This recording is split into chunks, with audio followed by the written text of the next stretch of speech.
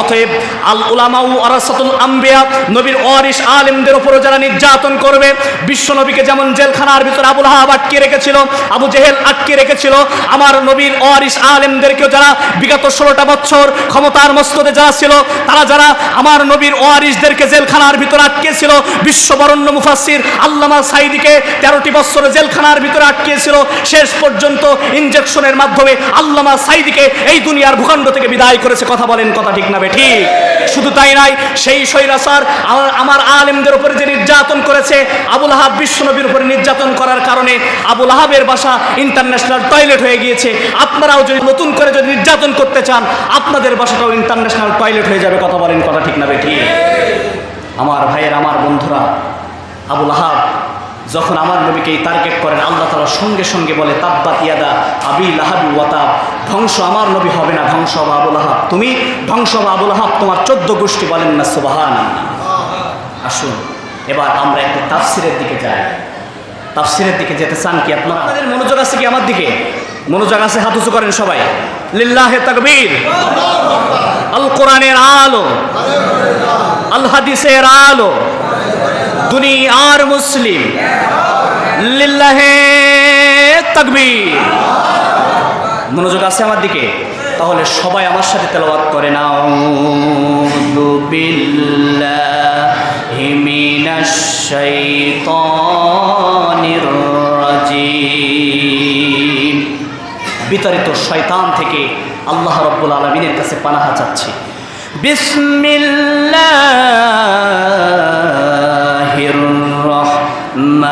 রহমানির রহিম। পরম করুণাময় সেই মহান আল্লাহ রাব্বুল আলামিনের নামে কোরআনুল কারীমের 111 নম্বর সূরা, সূরাতুল লাহাব। সূরাতুল লাহাবের তাফসীর আমি অধম শুরু করছি। তাব্বাত ইয়াদা আবি লাহাবিন ওয়া তাব। বলেন আল্লাহু আকবার। কতবার যে এই সূরা দিয়ে ইমাম সাহেবের পিছনে আপনারা নামাজ পড়েছেন, কিন্তু আপনারা জানেন না এই মসজিদে আবু লাহাবরা নামাজ পড়ে। আপনি জানেন না এই রাস্তা দিয়ে আবু লাহাবরা হেঁটে যায়। আপনি জানেন না মিটিং মিছিলে আবু লাহাবরা থাকে। কথা বলেন ঠিক না বেঠিক? আমার ভাইয়েরা, আবু লাহাব হাতের ভিতরে পাথর নিয়ে বিশ্বনবীর গায়ে ছুঁড়ে মারলেন। বলেন কার শরীরে ছুঁড়ে মেরেছেন?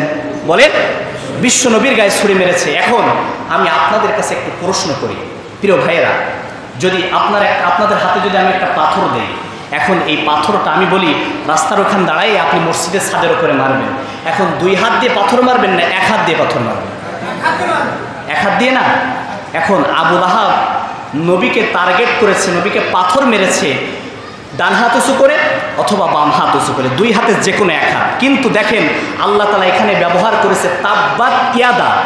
ইয়াদা মানে হস্তদায়। কোন বর্ণনায় বলেছে, কোন তাফসীর কারকগণ বলেছেন 2 হাত। তা আবু লাহাব পাথর মারলো 1 হাত দিয়ে, আল্লাহ কেন বললো ওর 2 হাত ধ্বংস? প্রশ্ন আছে না নাই? সবাই বলেন প্রশ্ন আছে না নাই? মনোযোগ বুঝি আমার দিকে নাই? আছে আমার দিকে মনোযোগ? আবু লাহাব 2 হাত দিয়ে পাথর মারে নাই, 1 হাত দিয়ে মেরেছে। আল্লাহ বলেছে আবু লাহাবের 2 হাত ধ্বংস। এখন আবারও আপনাদের কাছে প্রশ্ন করি, বিরক্ত হচ্ছেন আপনারা? বলেন তো মানুষের হাত কয়টা? সবাই বলেন কয়টা? আমি যদি বলি 3টা। দেখেন, এক লোক শারীরিকভাবে সবল কিন্তু তার ক্ষমতার হাতটা বড্ড দুর্বল, আর একজন শারীরিকভাবে একেবারেই দুর্বল কিন্তু তার ক্ষমতার হাতটা অনেক সবল। প্রশাসনিক দিক থেকে দুর্বল ব্যক্তিটার হাত অনেক লম্বা। এখন মনে করেন 2 সবল এবং দুর্বল 2 জন লোক ফেরিঘাটে মারামারি শুরু করেছে। এখন সবল লোক গায়ে শক্তি বেশি, এখন দুর্বল লোককে এমন জোরে ঘুষি মেরেছে 10 হাত দূরে গিয়ে পড়েছে। পড়ার পরে এখন তার নিজের হাত কিন্তু আছে, সে কিছু তারে করতে পারলো না, কিছু বলতেও পারলো না। বলছি আগামীকালকে তোর কত বড় বুকের পাটা, তুই ফেরিঘাটে আয়, তোরে দেখে নেব তোর সাহস কতটুকু। কথা বলেন ঠিক না বেঠিক? এরকম বলে কি বলে না? তার কিন্তু নিজের 2টো হাত আছে, কিছু করতে পারলো? সে কিন্তু শারীরিকভাবে দুর্বল হওয়ার কারণে কিছু করতে পারলো না। এখন তার নিজের হাত থাকার পরেও সে কিছু করতে পারলো না, তাহলে আগামীকালকে একটা হাত ব্যবহার করবে, চিৎকার দিয়ে বলতে পারবেন সেই হাতটার নাম কি? ক্ষমতার হাত। সবাই বলেন কিসের হাত? ক্ষমতার হাত ব্যবহার করে আবু লাহাব আমার নবীর ওপরে নির্যাতন করেছিল, আর ক্ষমতার হাত ব্যবহার করে ওই সবার লোকের ওপরে আক্রমণ করবে। কথা বলেন, কথা ঠিক না বেঠিক? এখন মানুষের হাত কিন্তু দুইটা না, মানুষের হাত তিনটা। একটা তার ডান হাত, আরেকটা তার বাম হাত, আরেকটা হলো তার ক্ষমতার হাত। এবার আসে আবু লাহাবের হাত কয়টা? প্রশ্ন আসে না? আবু লাহাবের হাত কয়টা? বুঝতেছেন আলোচনা? আবু লাহাবের হাত একটাও নাই, দুটাও নাই, তিনটাও নাই। আবু লাহাবের হাত হলো পাঁচটা। সবাই বলেন কয়টা? হাত উঁচু করেন সবাই, হাত উঁচু করে বলেন সবাই কয়টা? আরো জোরে। জোর হলো না, জোরসে বলেন কয়টা? আবু লাহাবের হাত নামান। আবু লাহাবের হাত হলো পাঁচটা। আমি বুঝাই দিচ্ছি, একটা হলো তার ডান হাত, আর একটা হলো তার বাম হাত, আর তিনটা হলো তার ক্ষমতার হাত। তিনি তৎকালীন সময়ে আইনমন্ত্রী ছিলেন, অর্থমন্ত্রী ছিলেন, স্বরাষ্ট্রমন্ত্রী ছিলেন। তাহলে এই যে ক্ষমতার তিনটা হাত আর তার দুইটা হাত, তার একটা ডান হাত আর বাম হাত, আল্লাহ রব্বুল আলামিন এই সূরাটা নাজিল করে বোঝাতে চাচ্ছে, তাব্বাত ইয়াদা আবি লাহাবি ওয়া তাব।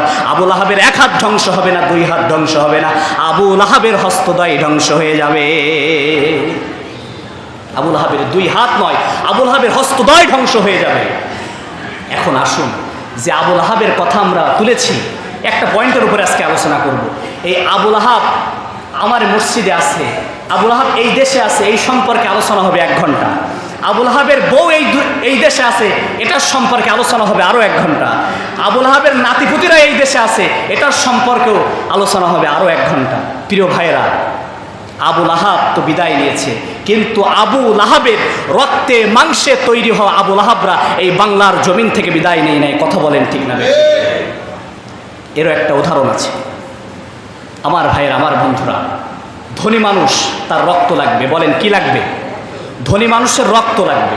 এখন সে ঘোষণা দিয়েছে, ফেসবুকে স্ট্যাটাস দিয়েছে যে আমার 1 ব্যাগ রক্ত লাগবে, যে আমাকে রক্ত দিবে আমি তাহাকে 1 লক্ষ টাকার একটা চেক দিয়ে দিব। বলেন কয় লক্ষ টাকা? 1 লক্ষ টাকার চেক দিয়ে দিব যে আমাকে রক্ত দিবে। এখন এক কৃপণ লোকটা গিয়েছে ওই ধনী মানুষের রক্ত দেওয়ার জন্য। 1 ব্যাগ রক্ত দিয়েছে, রক্ত দেওয়া শেষ। এবার ধনী মানুষটা পকেটের ভিতরে হাত দিয়েই 1 লক্ষ টাকা দামের একটা চেক ওই ধনী মানুষের হাতে দিয়ে দিয়েছে। এখন মানে এই যে কৃপণ লোকের হাতে দিয়েছে, কৃপণ লোক কিন্তু বড্ড খুশি হয়েছে। খুশি হওয়ার পরেই এখন বলছে, স্যার আপনার কি আর রক্ত লাগবে? তা বলে না, রক্ত লাগবে না, প্রতি বছর আমার শরীর থেকে ব্লাড কমে যায়, আগামী বছর আমার আবার রক্ত লাগবে, আমি আগামী বছর তোমাকে বলবো, তুমি আসবা, আমাকে আবার রক্ত দিবা, আবার তোমাকে 1 লক্ষ টাকা দেবে। পরের বছর স্যারের আবার রক্ত লাগবে।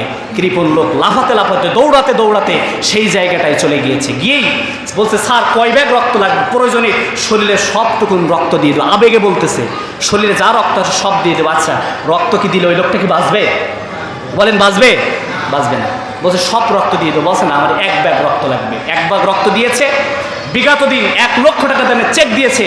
এখন ওই ধনী মানুষটি কৃপণ লোকের হাতে পকেটের ভিতরে হাত দিয়ে 2 টাকার নোট 5টা বাহির করেছে। বলেন কয়টা? 5টা বাহির করেছে। তার ভিতর থেকে 3টা একেবারেই অসাল, ফকিরকে দিলে ফকির নেবে না, আর 2টা কোনো রকম চলে।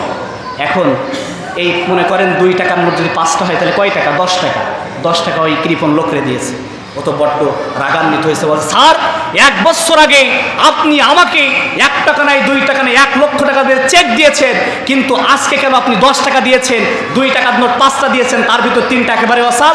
তখন ওই লোকটা ডেকে বলে, এ রে কৃপণ লোক, তুই কৃপণ, তোর রক্ত আমার শরীরে যেই দিন ঢুকেছে, আমি আগে ছিলাম ধনী, কিন্তু তুই কৃপণ, তোর রক্ত আমার শরীরে ঢুকেছে, আমি আর পূর্বের মতো ধনী নাই, আমিও বেটা কৃপণ হয়ে গেছি। কথা বলেন ঠিক না বেঠিক? অতএব আবু লাহাবরা দুনিয়া থেকে বিদায় নিয়েছে, কিন্তু ওর রক্তে মাংসে তৈরি হওয়া আবু লাহাবরা এই বাংলার জমিন থেকে বিদায় নেই নাই। কথা বলেন ঠিক না বেঠিক? তাই যদি হতো, সামান্য মসজিদের মেম্বার থেকে হুজুর সামান্য একটা দোয়া করার কারণে ইমামের উপরে নির্যাতন করা হতো না। কথা বলেন ঠিক না বেঠিক? বিগত দিনগুলোতে আলেমদেরকে স্টেজ থেকে ঘাড় ধরে নামিয়েছে যারা, আবু লাহাব হলো বর্তমান সময়ের আবু লাহাব। তারা কথা বলেন ঠিক না বেঠিক?